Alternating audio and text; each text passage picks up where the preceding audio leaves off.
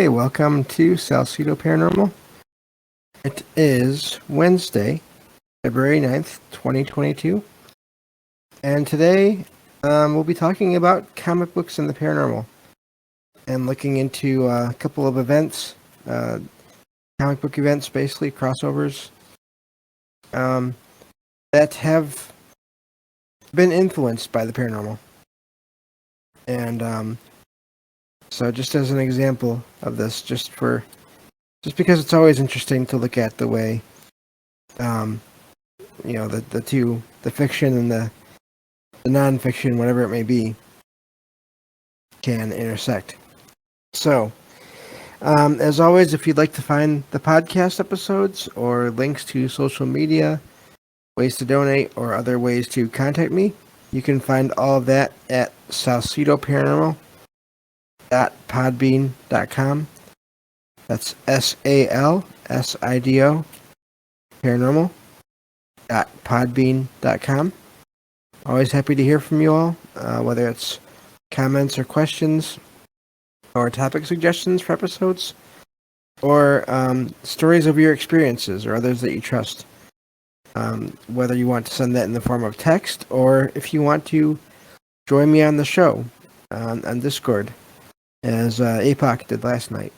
That was our first one of those kind of interviews, by the way, and that was really I enjoyed that one, and I'm glad that we were able to do that, and I'm looking forward to more of those in the future. So, but anyway, I believe that takes care of all of the usual stuff. So, but tonight with this episode, I'm not doing this alone. I'm not looking into this myself. We're going to have Derek, the NightStocker, on. So, Derek, if you want to unmute, thank you for being here. Hey, James. Thanks for having me. Really excited to do this. It's going to be fun tonight. Yeah, I think it should be.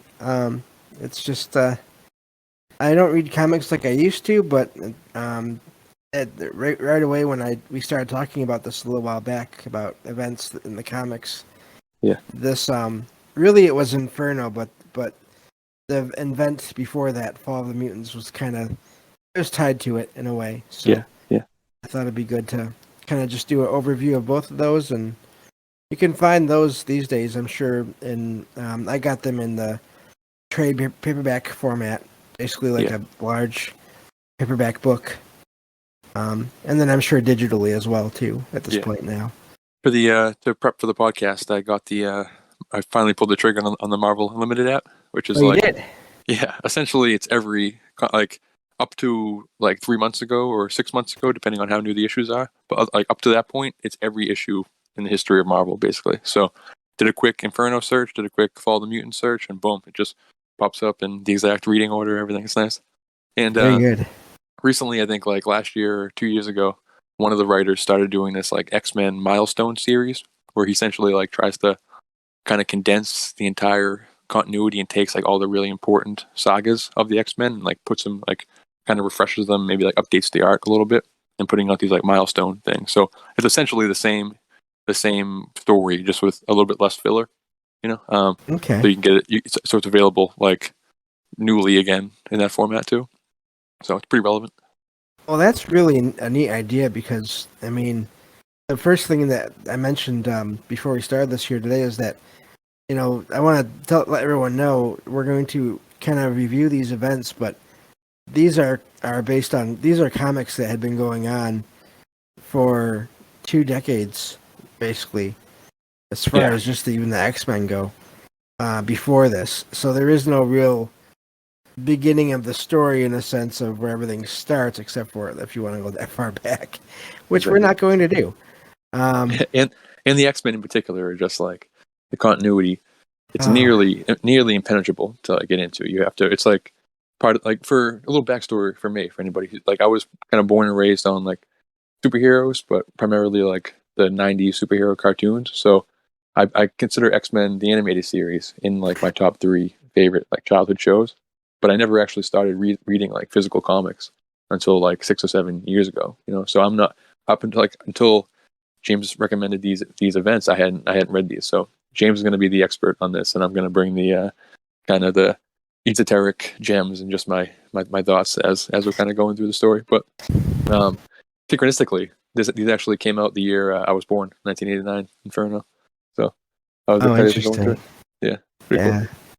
Yeah, but X-Men's a tough one. X-Men is a tough nut to crack for sure. But it's fun. I think doing this prep work kind of reignited my my passion for them though. So I'm gonna start reading like the X-Men stuff I have here that I haven't read yet. For sure. Yeah, I mean, the really these two books, Fall of the Mutants and then Inferno, they were two of the first that I ever got as far as those trade paperbacks goes. Yeah. And there is some space in between the end of the first and the beginning of the next one, but not a lot in terms of, it was within the same year that they came out. Yeah, I, like just from the prep.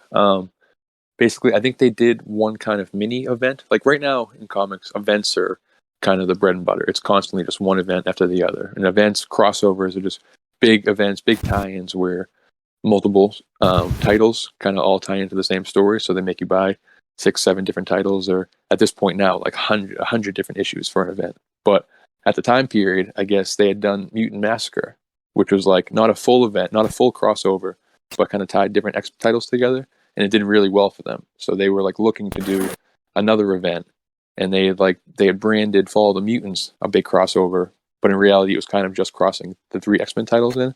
But that was kind of prep work, I guess, for Inferno, which like was a giant crossover that had the Hulk, had Avengers, Spider-Man, Daredevil, plus like all these X-Men titles in it. And it really was like when I was looking through I didn't get through the whole thing, like not even close. But it's a lot of stuff. It's good. So I think this kind of it's big in the history of Marvel. It's like the first really massive crossover X-Men event, which is cool. Yeah, and I think because I focused on one main character for this, but really, Mutant Massacre, that was a big one for in terms of the whole story with Angel, Warren Worthington. Yeah, because that was where he lost his original wings. Yeah. I was watching the. I'm sorry. I was watching the X-Men Apocalypse movie today just to get in the X-Men vibe, like the one that came out a few years ago. And that's the one where they have Angel in it, and they show him as it's completely different. They're mismatching a bunch of different stories together, but the way they do it in this, he's like a cage fighter. He's like mutant cage fighting basically. He's like one of the big champions, and then Nightcrawler ends up like throwing him against like an electric grid and kind of frying his wings, so he becomes kind of just like a drunk, and his wings are destroyed. And then Apocalypse is going around trying to collect his four horsemen, and he like transforms his wings into the metal wings. Like that's the movie where he gets his big metal retractable wings. Pretty cool. Yeah. Well, and in that Mutant Massacre, that was a big event because that was the introduction of a team that will be important in Inferno, specifically. So, but I guess we should probably just get into this because if we wanted to, let's get rolling. There'd be got a lot of stuff to cover. Tie-ins here and there with everything. So, again, the character that I kind of looked into this to enter this whole thing is her code name or name that she uses is Magic with a K. Yeah. And she's from Russia. She's from a family. Actually, she has 2 siblings that were also born mutants, and that's what she is as well. And one of them is Colossus, who was one of the X-Men. Yeah. Now, with him, his ability is that he can basically change his body from regular flesh and blood into this kind of living metal. Yeah. And so, actually, he that basically revealed itself when he saved her from a runaway tractor in their farm in Russia. Wow. Apparently, there's so much to this. That's the thing we should probably say. There is more. There is more to these comics than any one person I think could ever completely know.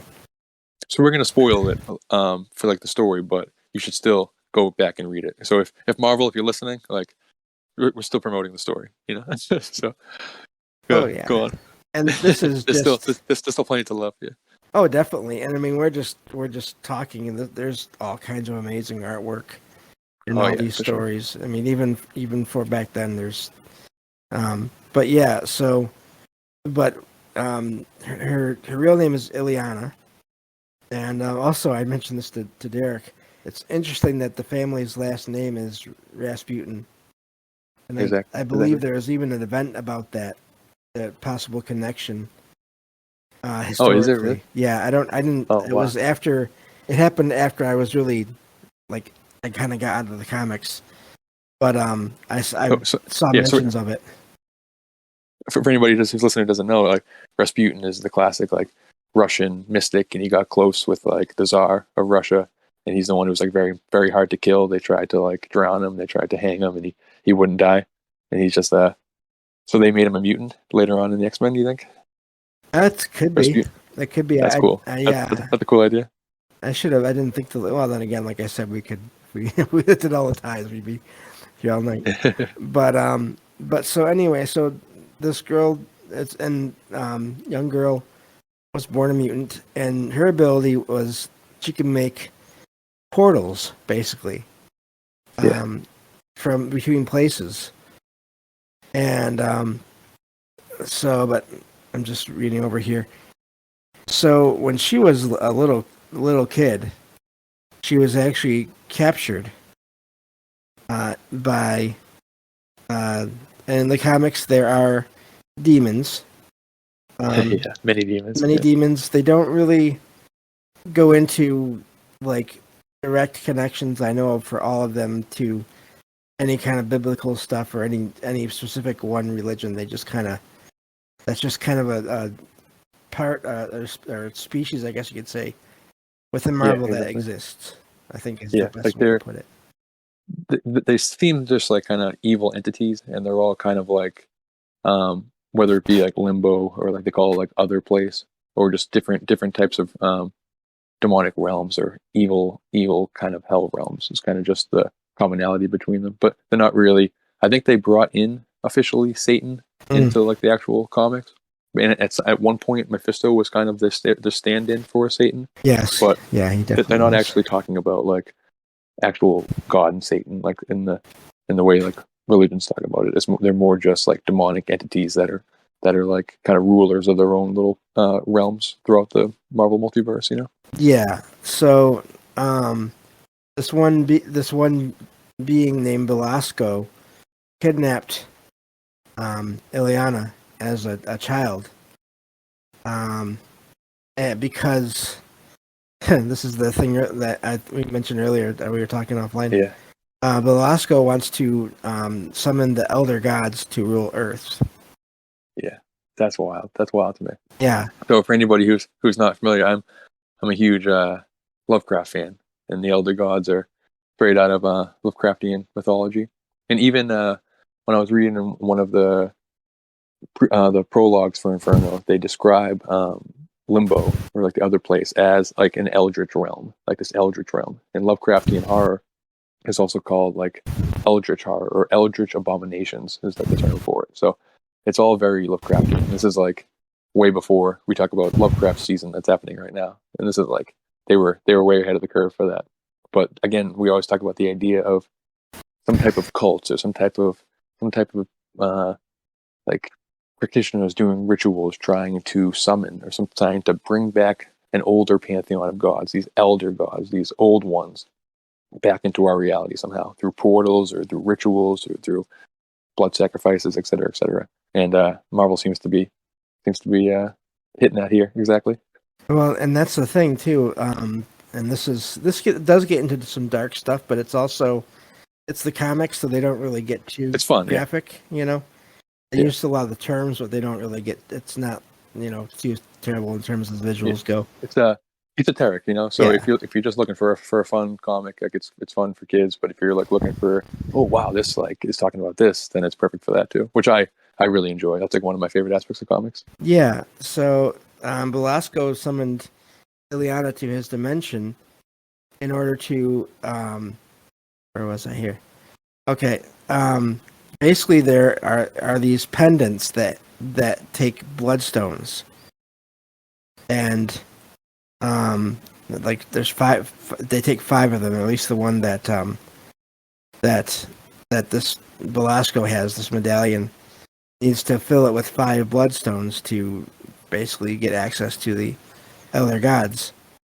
But the dark thing is they're created by corrupting someone, and in this case it's Ileana, corrupting their spirit or their soul. And And again, sorry, I don't want okay. to. This ties into. I mean, I know we got to keep it moving, but it just reminds me of like we talk about the trauma that like the X-Men are all about, like trauma inducing their powers. Like they all seem to get their powers, like you just mentioned, Colossus getting the powers from trying to like getting ran over by a lawnmower and stuff. So now we get into this magic ritual, this kind of this weird rituals to evoke entities, and they're talking about exactly what we talk about on a weekly basis. It seems on this show and Troubled Minds and all kinds of stuff. You know, it's cool. Yeah, and so she's basically tortured by this Velasco and his one of his minions, Sim, I believe is similar. How do you say it? But she's rescued and trained in the basically, what is it here? The positive magic or white magic by and this is another aspect here that's interesting. Another version or a different dimensions version of Storm, who was one of the X-Men. Which is really cool. Like the idea that there's limbo versions of all the different characters we know. So I wonder if that's like, do you think that's an actual thing? Are there like kind of astral other realm versions of us, of people we know, or is that? Hey, you know, I always wonder if like where they're tapping into when they get these ideas. You know. Yeah. Cool. But yeah, that's a cool idea. Yeah. Limbo Storm. So, and Storm is basically, that's like her name says, she manipulates weather. But anyway, so eventually, this is another part of it too. Shadowcat, one of the other X-Men, she's the one that can phase through things. This other dimensional version of her also helps train Ileana more in the physical combat. And so eventually they try to take down Belasco. And of course it doesn't go well. But then eventually so yeah, basically she just goes to this whole ordeal here. And that's kind of what leads her down towards the events in Fall of the Mutants and especially in Inferno. So I think that's the best way to get through that. Yeah. So anyway, that's, if we want to stop there for a second and go on with that there, Derek. She was also portrayed in the New Mutants movie by Anya Taylor-Joy, and she was like by far the best part of the movie, and they did a cool job kind of showing her like Soul Sword and like the and Limbo and stuff. There's a cool portrayal of it. So I like her power set. Honestly, Colossus kind of got like I didn't think about it till today, but he kind of got the short end of the stick with his just turning to steel, because apparently they have a third brother who also has like, he can open portals to other realms and stuff and has more magical abilities. You know? Yeah. That's a cool power, portal. But you know, it's also interesting because if you think of the personalities of Ileana and then the Mikhail, they're both at different times in the comics, you know, because of what they go through partially and just I think everything in general, they're not always the most stable in terms of their frame of mind. And it makes you think of, I wonder if the steel helps Colossus. It's almost like a manifestation of maybe his more solid mental state. Exactly. That's a good point. Also too, later on, I think it's later on in Inferno too, his steel actually acts as like protects him from these spells that are happening. Yes. So like in some cases. So I wonder if kind of there's always seems to be like some kind of natural balance that's like kind of created. So I wonder if within this one family you have these like magical aspects with like kind of wild personalities, like complemented by like a magical repellent, and then like a stern personality too. You know, Yeah. kind of creating this duality within the one Rasputin family. You know. Yeah, that definitely makes sense. And they're all, I mean, if you look at the comics, they're especially mainly Colossus and the Magic. I mean, they've been in a lot of the major events in one way Oh or yeah, the big another. players. They're a big part of that. I guess you could almost say, in terms of families go, they're one of the main families. Yeah, for sure, for sure. Colossus is like he's like one of the lead. Like I'm not sure if he's the leader, but he's amongst like the core 2 or 3 people like going forward. Like in when I entered the comic world like 6 7 years ago, he was the kind of the stories were all centered around him. It was the wedding of him and Kitty Pryde at the Okay. time. So he was a very big deal when I hopped in. Yeah.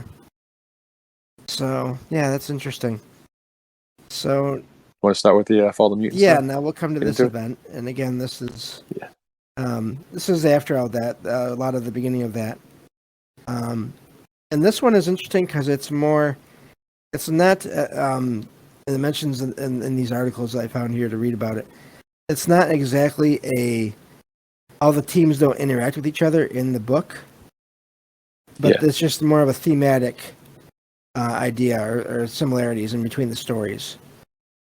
Yeah, exactly. So, so that's the interesting thing about that one. But also, there is some, and I had forgotten about this. Apparently, in the comics, there's one thing that does kind of tie them together, which is this whole idea of persecution of different people, and in this case, it's mutants. Yes. Yes. They were very the mutants and the X-Men always have kind of the representing whoever's being persecuted in the real world, but this was like very overt about it, and they were dealing with like the magic registration or the mutant registration act and all that kind of stuff. So dealing with literal having to like come in conflict with their differences, but then also dealing with like an actual kind of terrorist group, kind of anti-mutant terrorist group at the same time, as well as dealing with like the government coming after them. Like it was not an easy time to be a mutant at this point. And that whole registration thing has come and gone in the comics over the years. That's just one of those ideas that never really Yeah, it's always leaves, for long anyway. yeah, So we'll start with the X-Men. Now, this will be more apparent later on. This is the X-Men, but at this point, none of the original 5 X-Men are on this team. And the original 5, well, we'll get to them. But this is more of the ones that came around in the 70s. yeah. In the early 80s. A lot of there was like some jokes, and like I read some of the early ones, like the beginning of this one, and a lot of jokes about how they were like the people in the comic who were criticizing the X-Men team for having too many women on it. You know, Yeah. and it was it's like at this point, wasn't Storm the leader? Yes, she was the leader, and Yeah. there was, if you think about it, there was Storm, Rogue, Dazzler, Psylocke, and then there was Madeline Pryor, who didn't have any powers but was with the team. Again, going back to that, we don't have time to go into why everything is the way it is, but she basically stayed with them. They were looking for her baby, which of course is later on Spoiler Cable. alert. It's Cable. And very cool. Very cool. And her Madeline Pryor's husband is at the time Cyclops. And so it's a very interesting thing there. Major point. I wasn't really this was really cool to explore, because this is a whole kind of X-Men time period that I wasn't really that familiar with. I didn't really know Madeline Pryor very well going into this, so that was a revelation, kind of the first time to me realizing that who she actually was. It was cool. You really don't hear about her much. You have to kind of really have been looking at all the comics, or have she wasn't around for a really long time in the comics. So, she's back. Like, she's in the new ones. She's in that new House of X, Powers of X that I talk about all the time. That doesn't surprise me. As being, it's cool. Really dealing with the crisis of like we can kind of just spoil it now because we're hopping all around. But she's Jean Grey's clone, so it's kind of she's like reckoning with the idea of like, am I a person? Who am I? Like, I have all these memories. I lived this life. Stop trying to tell me that I'm not a real person. And she kind of like snaps again, like in the current one, which is very, very similar to what we're going to be talking about right now. Yeah. Or soon. So let's see here. This starts this first part of this story here is that the X-Men, they head to Texas looking for their missing looking for Storm, because apparently she's gone missing, and she's also doesn't have her powers at the time here at the beginning of this, and it turns out she's actually gone too, looking for another mutant named Forge, who is the one that designed the technology that took her powers, apparently, in an earlier event. Yeah. Yeah. And also, she's like kind of like they're in a relationship. They love each other, right? But also, there's this distrust she has for him because he took her powers from her, right? So they go to Dallas, Texas, and they're met by Freedom Force, which is actually another team that didn't last long in that form. Because it's there are members in that team that are from another more well-known group. I think they've mentioned in the movies, even though it's not quite the same, but the Brotherhood. Magneto's crew. Yeah. So, but at this point, there's a group of them that are this government-sanctioned strike team of villains that have reformed. They're led by Mystique, which that one there, you never know which side she's on of anything. Just saying. I know, exactly. Yeah. And so they've been sent to arrest the X-Men because for basically the X-Men have denied to they refused to register, and that's why they're sent after them. And this is virtually the opposite of how it's portrayed in the movies. Like in the movies, she's like the one who's like all about like mutant protection. She cares about the mutants more than anything. And in this case, she's the one like she's almost enjoying the fact that the government has her back, so now she can go snatch up mutants and like hurt mutants and stuff. It's very different than how she's portrayed in the movies, which was interesting when I was reading it. Yeah, she's very, like I said, you never really know for sure what way. Exactly.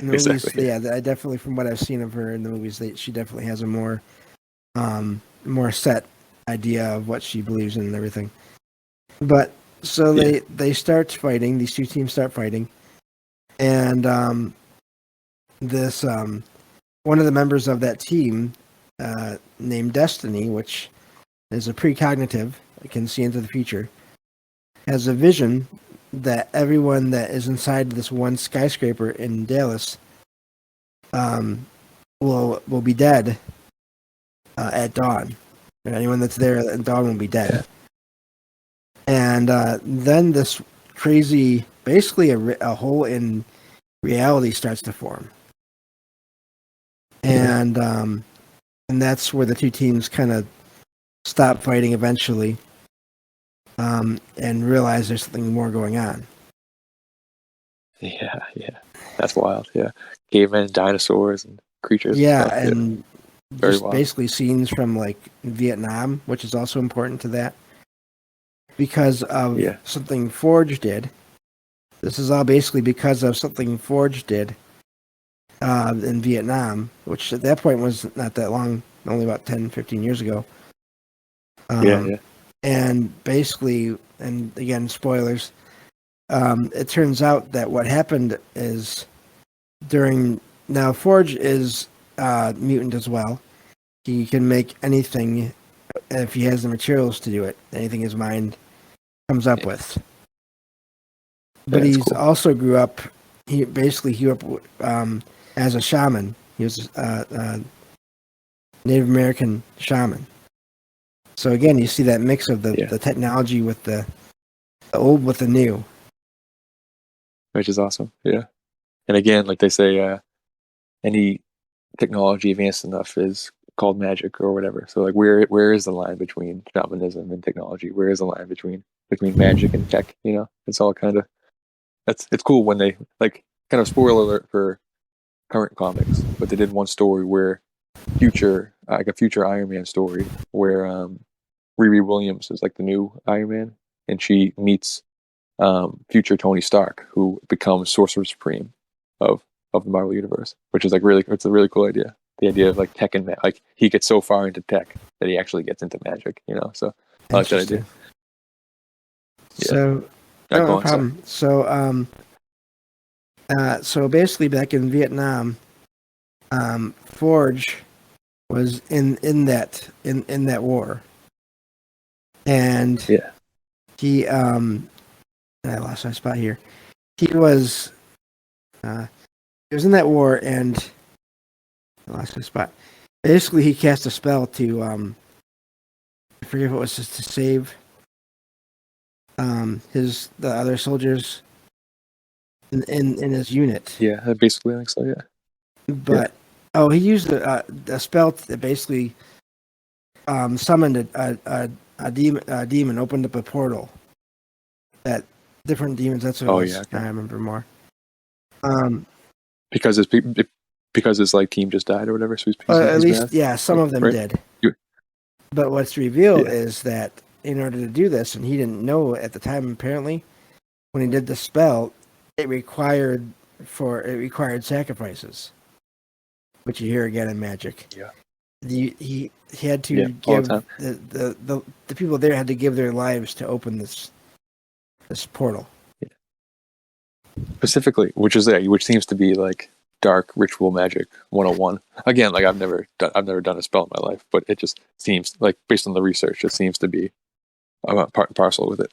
But also weirdly, it's 9 souls. It required 9 souls, which seems to like pop up a lot in weird occult circles, like the number 9, and there being a council of 9. These like 9. I don't know. 9 pops up. Tesla talked about 9 a lot. This 9 seems to be a very important number when we get into these weird occult topics. So I found that interesting.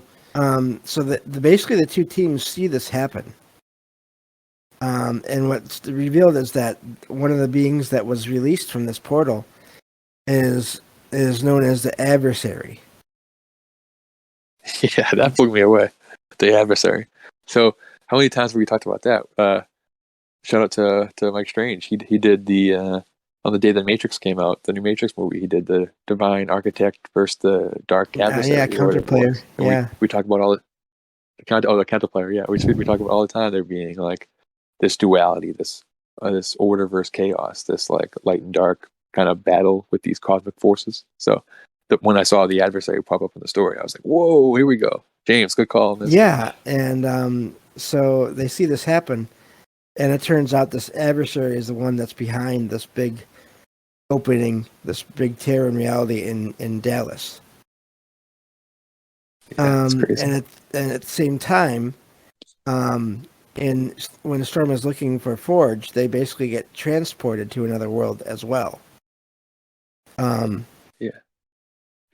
It seems like his powers. I'm reading his like power description. Is that he can enter and leave different planes of existence at will, and he can reality warping abilities, and he can summon demons and other supernatural entities to do his bidding. So he seems to just be. He has these nether realms just at his command. He can come and go as he please. He has all the keys to the doors, and then he gets these entities to do his bidding for him. So pretty powerful folk. So the Forge and Storm find themselves trapped on this other version of Earth, but there doesn't appear to be any animal or human life there. I believe it was. And of course, Storm is still mad at Forge for the device that was used. I don't think he used it directly on her. I think it was he was paid to develop such a device, and then it was used on her. If I remember reading somewhere else that right. Yeah. Okay. Yeah. I'm not sure. So they find themselves on this world, and they don't know how to get back to the main world, the regular world. And eventually, they also realize there's no life here in this world. It basically feels like just form. There doesn't feel like there's any spirit in that planet except for them. Yeah, that's really weird. Yeah, and the time is Yes. moving quickly. Time is moving at an accelerator. So, which is weird. I was talking to shout out Rivers. Rivers was helping me study for this earlier today, and she was like, "Oh yeah, this reminds me of the idea of like when people go like talk about going to other realms or getting abducted or stuff like that. That time seems to move differently, and it happens in like two different ways. So like missing 411 will be instances of where the person from their perspective will have been gone for an hour, and their family's like, you've been gone for 3 days, or you were gone for 6 hours. Where were you? And time moved differently.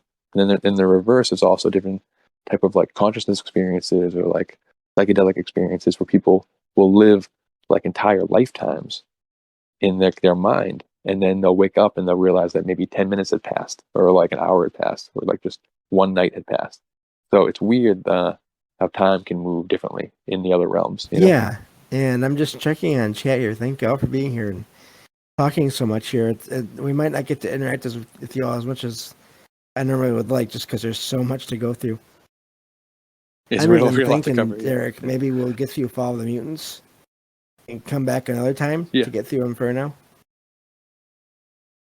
Yeah, we're gonna do Inferno We could do that. next Wednesday. We could do that, yeah.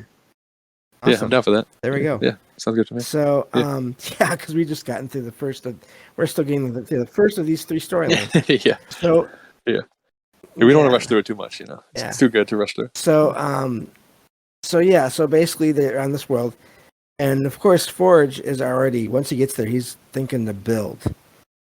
He wants to build a way out of there, and eventually, with Storm's help, and with Forge's magic capabilities, they are able to restore her powers and make a portal that leads back to Earth.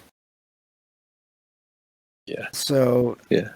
eventually, That's cool. So they're reunited with the rest of the team, who is fighting and struggling against everything that's coming out of this portal, and against this adversary who apparently cannot be hurt, basically. Yeah. Yeah. And Yeah. so Very eventually, cool. Forge figures out the only way to make this adversary stop is to do the same spell to open the portal that set him free. Which meant exactly. he needed 9 sacrifices. Yeah. And that also seems to be like, you hear about that too happening with when people open doors, open portals somewhere. Like there's that classic, people talk about Crowley potentially opening a portal at Loch Ness, which might be what like let the Loch Ness monster in, and that what he really did wrong, his big mistake was that he didn't close it.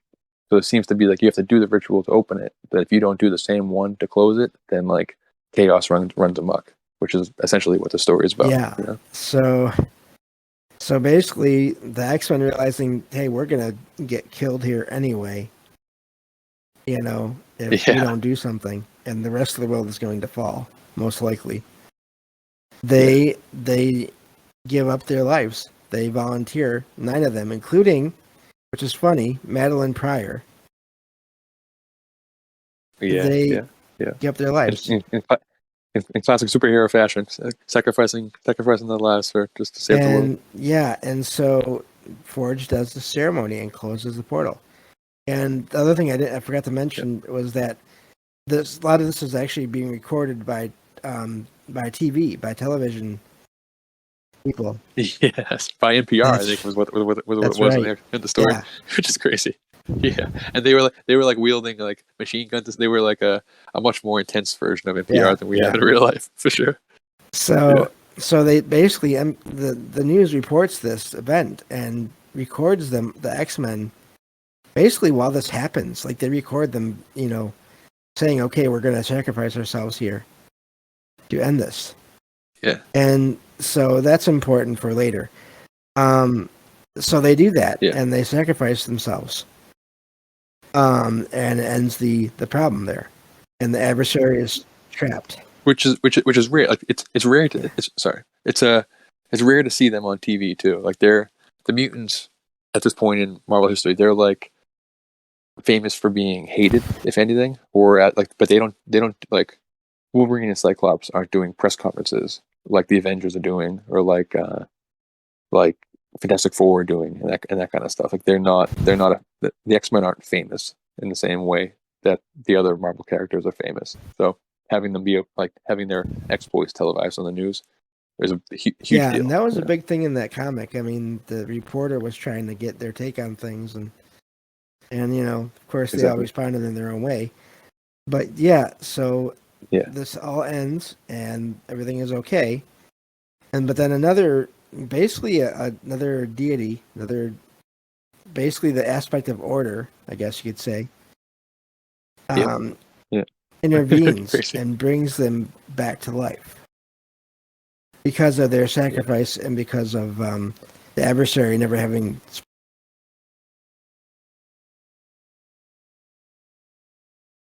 supposed to have been. Yeah. It was something like I might be confusing it, but something like they Yeah. had asked her to like destroy the adversary, but they're like, he can't be destroyed.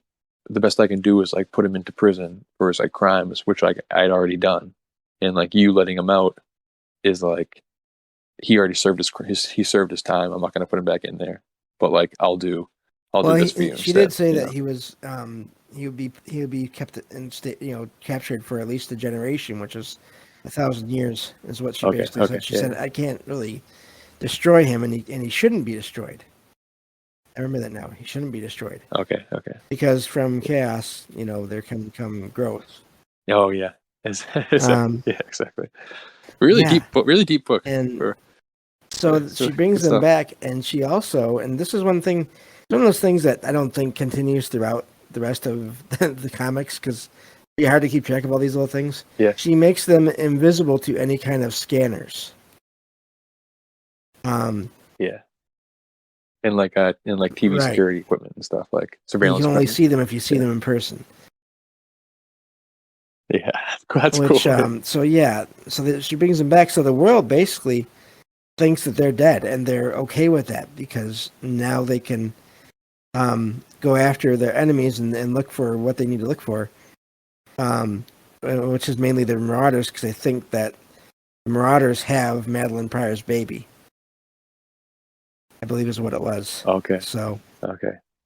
Wow. Okay. Yeah, that makes sense. yeah, so Yeah. they're set free, so that they're brought back to life and they can go on their way. So that's where that section of that book ends.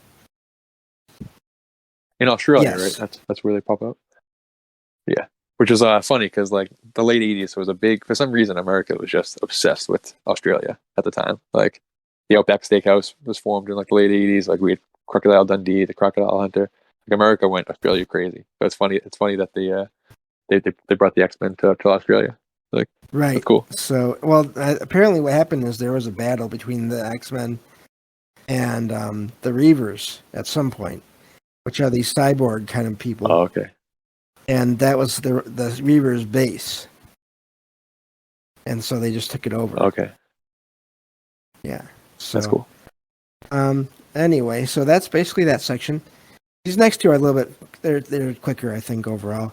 I don't think we have to go through as much of those. Yeah, much.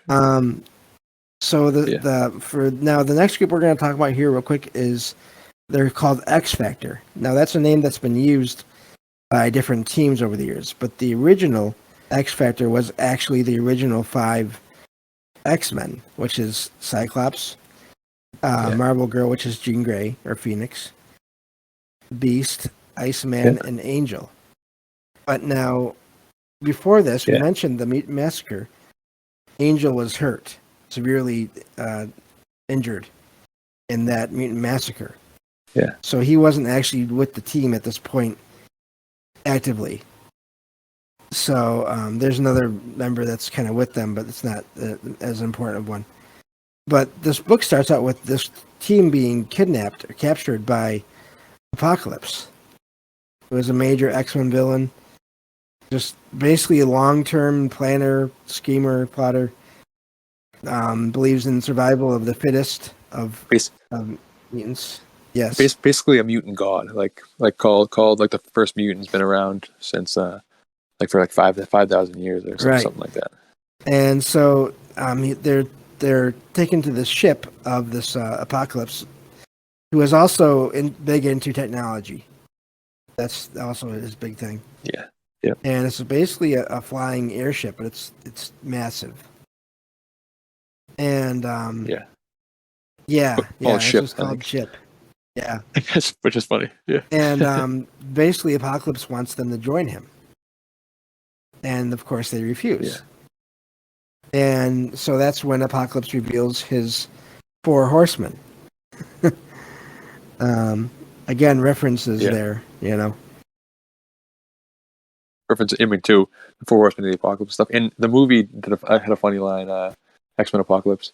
So like Havoc was like, oh, so he got that from the Bible. Apocalypse got the Four Horsemen, and they're like, no, the Bible got it from him. being that like he's the one that like he's bouncing through history with all his exploits and stuff, and then different mythologies are like weaving their tales around him. It's very similar to for like DC fans, the character of Vandal Savage, who's immortal, and then then different mythologies are like kind of twisted to like they're actually because all he's him. a shapeshifter. Cool. I like when yeah. that happens. The stories. And he yeah, literally says, yeah. "I was this being to that people, that culture. I was this one to that one." Yeah. And he literally names off several different, That's cool. places. Yeah. That's awesome, anyway, yeah. There's a big battle, and eventually in this fight, it's revealed that one of the horsemen of death, basically they're just all named the different horsemen.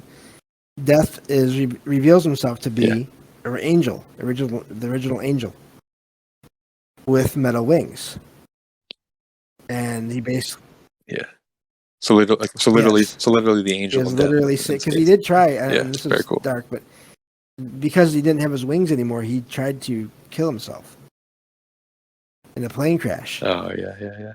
And Apocalypse, teleported him out at the last minute, and gave him these new wings, literally. And wow.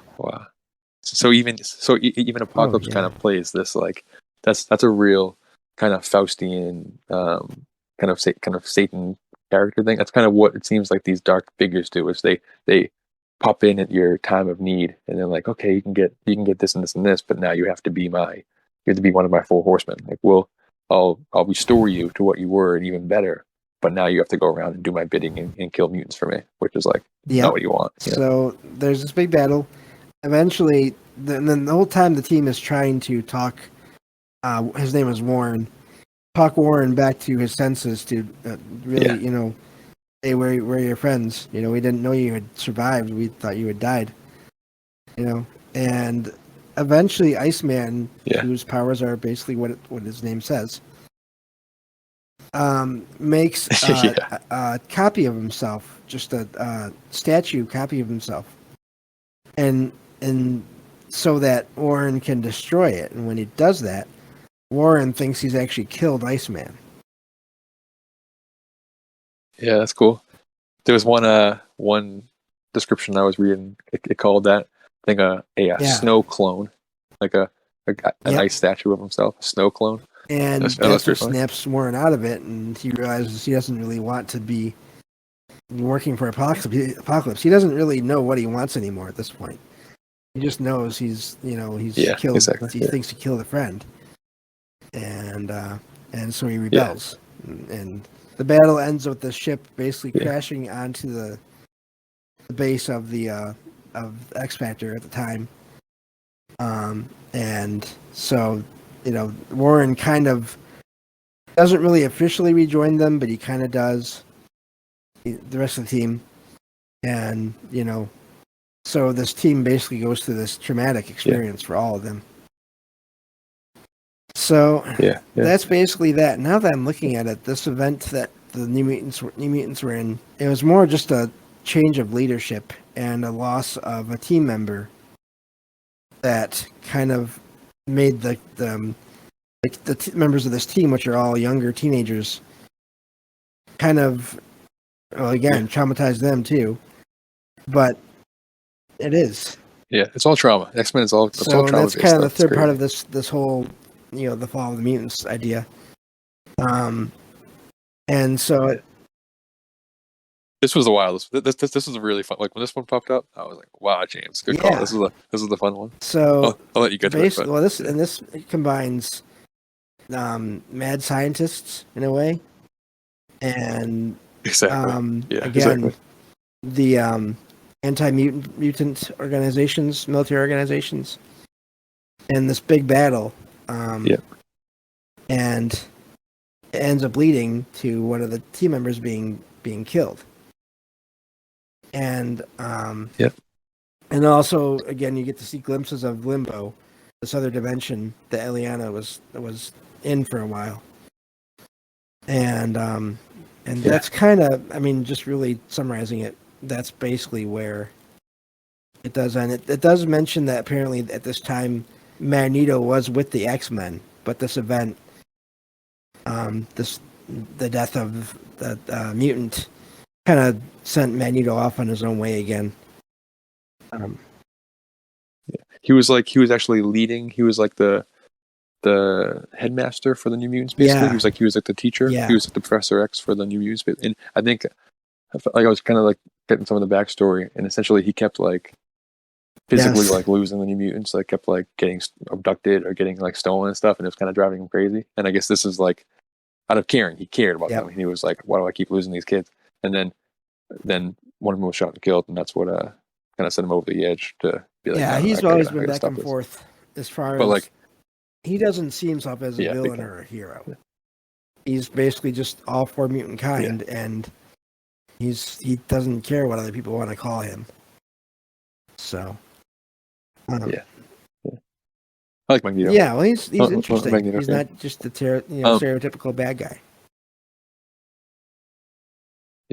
Yeah, and his gravitas is really big. Like he's very powerful. Like, and he, I don't know, like the combined weight of his experience with like the level of his power just makes him a very very scary character. A very like fun to read.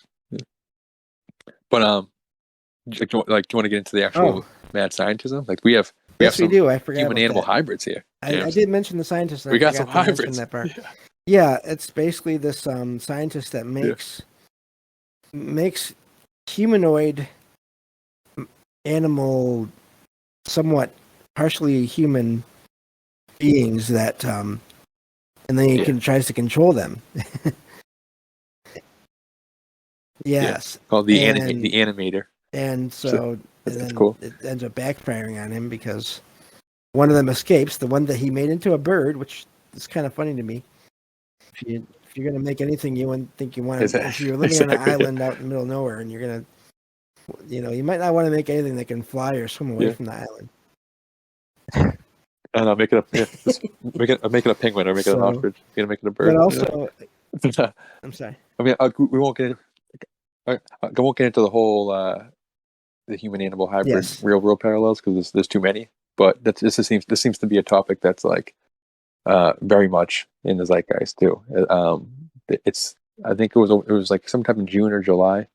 It was literally 3 days before Netflix had their Sweet Tooth like comic based show all about human animal hybrids. It was like 3 days before that, and for the show they had ran an article or like an ad, a fake quote unquote ad on like the USA Today newspaper front page. Human animal hybrid baby born with a picture of like one of these hybrids from the show with no indication at all that it's an ad, looking which is like a crazy weird zeitgeist ritual in my opinion.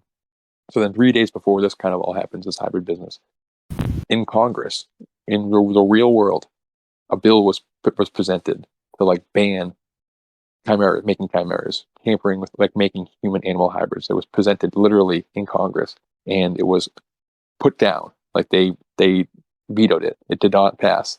So this summer they got rid of, like, they didn't approve a bill to eliminate like the animal hybrids, and like I don't know. So I've had hybrids on the brain the past few months. It's been I've been keeping an eye out for it. So when I saw this pop up, I was like, James, you're good. Well, James, you are good. It's funny how these things come back around over and over Fun again. story.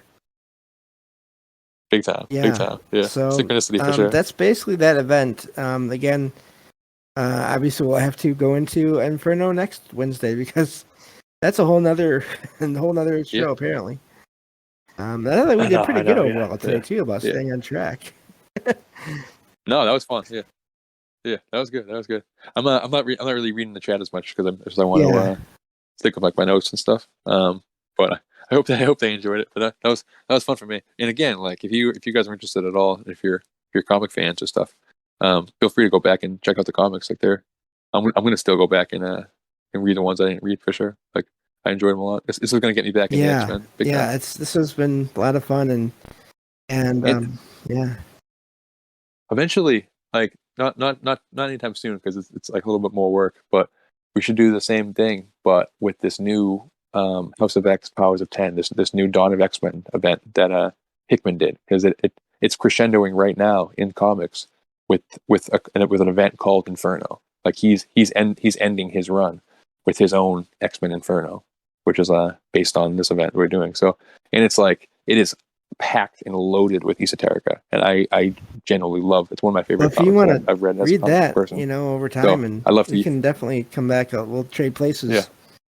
a little bit. Yeah, that'd be fun. Yeah, you'd love that one for sure. Like especially as an X-Men fan, because he's weaving all the different X-Men mythology into this one story, and it's very cool. Interesting. Still inducing for sure. Yeah, definitely. I think we could do this every so often. Just pick a title, give ourselves plenty of time. Maybe not like every week, but once a month or something like that. One might be good. Yeah, something like that. Yeah, it'd be fun. Yeah. Well, thank you for being on here, Derek, with me, and look forward to next Wednesday. Yeah, thank you, James. Thank you for everybody who came and listened and stuff. This was really fun. And again, James, thank you for having me. It's a treat, and thank you for suggesting the book too. Like really, no problem. Really great story. I wanted to do something idea. like this with you, and those are the two events that I remember the most. So that worked. Yeah. So, no, good choice. Okay, well, I'll let you go, and then I'll close out the show. So take care. Yep. Awesome. Thank you. Later. All right. Okay. Oh, sorry. Let me check it out here. But anyway, so this has been a lot of fun. Sorry. And thank you all for being here. And tomorrow I'll be doing another book review. And it's going to be the Call of Cthulhu and I think either Bag of Bones or Duma Key. I haven't decided yet. So thank you all again. Have a good night, and I'll talk to you all tomorrow night on the next episode of Salcedo Paranormal. Take care.